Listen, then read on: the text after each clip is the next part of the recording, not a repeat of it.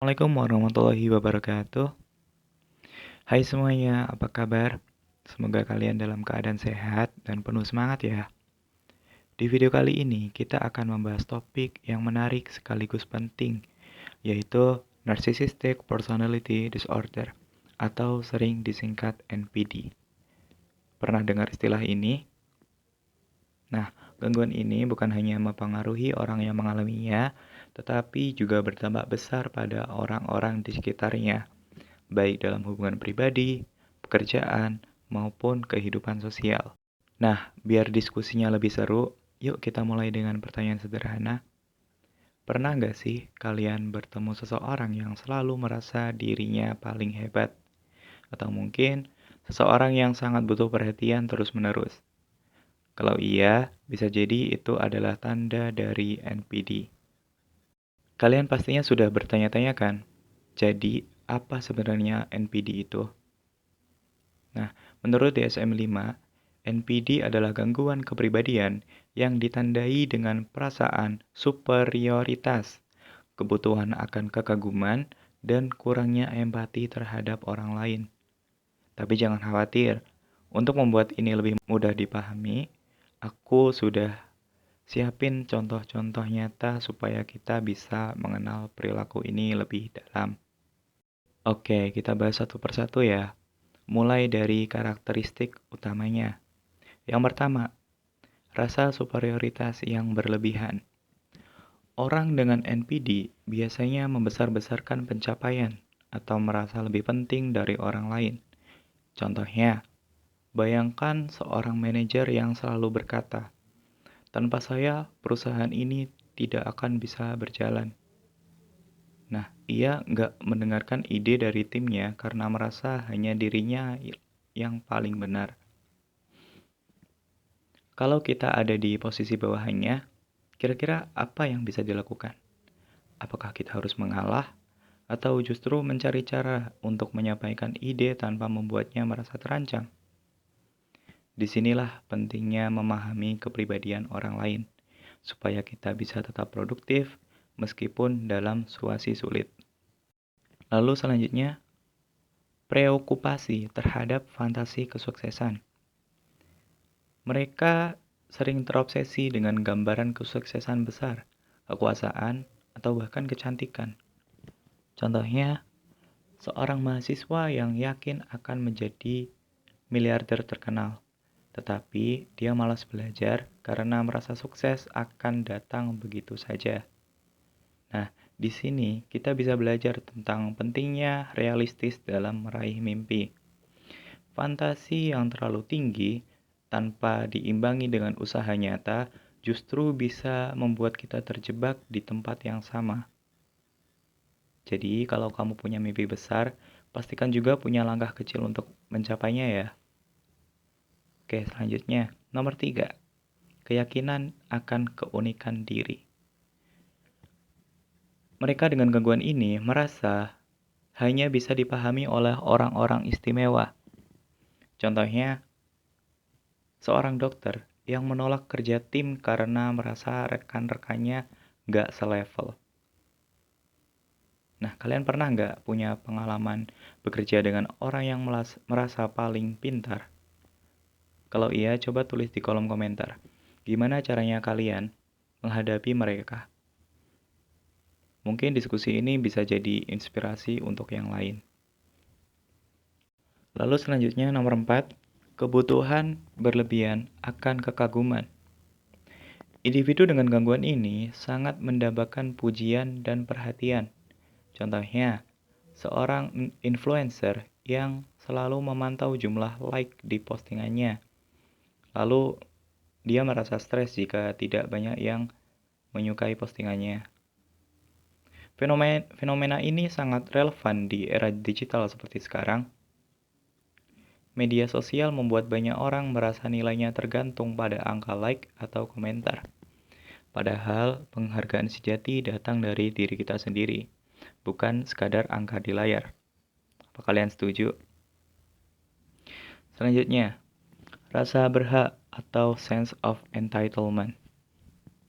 Mereka sering mengharapkan perlakuan khusus tanpa alasan. Contohnya, pelanggan yang minta dilayani lebih dulu di restoran sambil berkata, "Saya pelanggan tetap loh." Nah, ini juga merupakan pelajaran buat kita. Terkadang penting untuk memahami bahwa semua orang punya hak yang sama, tidak peduli seberapa sering kita datang ke tempat tersebut. Kalau kalian pernah menghadapi situasi seperti ini, apa yang akan kalian lakukan? Oke, nomor 6. Eksploitasi terhadap orang lain. Individu dengan gangguan ini cenderung memanfaatkan orang lain untuk kepentingan pribadi. Contohnya, rekan kerja yang meminta bantuan menyelesaikan proyek, tetapi malah mengklaim semua hasil kerja sebagai idenya sendiri. Nah, jadi kalau kita berada di situasi seperti ini, penting banget untuk menjaga bukti pekerjaan kita. Dokumentasi itu nggak hanya membantu melindungi hak kita, tapi juga mengajarkan kita untuk lebih profesional. Nomor 7. Kurangnya empati. Mereka kesulitan memahami atau peduli pada perasaan orang lain. Contohnya, seorang pria yang tidak peduli saat temannya kehilangan pekerjaan, malah sibuk membanggakan dirinya sendiri. Kondisi ini menunjukkan pentingnya empati dalam hubungan sosial. Bagaimana cara kita melatih empati agar tidak menjadi seperti ini? Mungkin bisa dimulai dengan mendengarkan tanpa menghakimi. Apa kalian punya tips lainnya? Selanjutnya, iri hati. Individu dengan gangguan ini sering merasa iri terhadap keberhasilan orang lain atau merasa orang lain iri kepada mereka. Contohnya, seorang wanita yang iri saat temannya dapat promosi, lalu menyebarkan gosip bahwa promosi itu hanyalah sebuah keberuntungan. Jadi, apa yang harus kita lakukan di situasi seperti ini? Langkah yang bisa diambil adalah belajar mengapresiasi keberhasilan orang lain.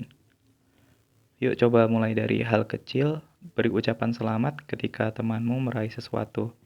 Siapa tahu itu akan membangun hubungan yang lebih baik. Lalu yang terakhir, perilaku arogan. Mereka sering bersikap sombong dan merendahkan orang lain. Contohnya, seorang direktur yang berkata pada stafnya, "Tanpa saya, kalian nggak akan bisa apa-apa." Nah, arogan seperti ini seringkali menutupi rasa tidak aman yang dirasakan seseorang. Nah, jadi kita penting banget untuk tidak terpancing, tetapi tetap menjaga profesionalisme dalam merespons orang seperti ini. Gimana menurut kalian? Oke, dengan kriteria-kriteria tersebut, apa saja sih dampak NPD dalam kehidupan? Orang dengan NPD mungkin terlihat percaya diri, tetapi di dalam dirinya sebenarnya mereka memiliki harga diri yang rapuh. Pola pikir seperti ini sering menyebabkan konflik dalam hubungan pribadi maupun profesional. Hal ini mengingatkan kita untuk tidak mudah menilai seseorang hanya dari penampilan luar, karena bisa jadi ada banyak hal yang tidak terlihat. Kabar baiknya, gangguan ini bisa ditangani. Psikoterapi seperti terapi psikodinamik atau terapi kognitif perilaku dapat membantu individu memahami akar masalahnya dan memperbaiki pola pikirnya. Tapi biasanya proses ini membutuhkan komitmen jangka panjang.